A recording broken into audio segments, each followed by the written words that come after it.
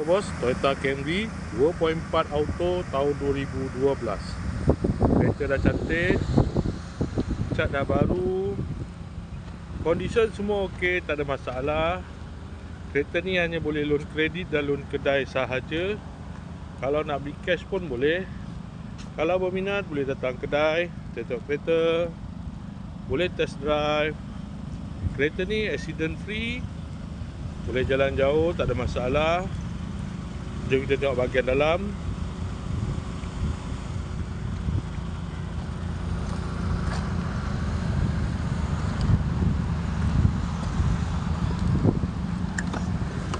Dalam masih cantik lagi, leather seat.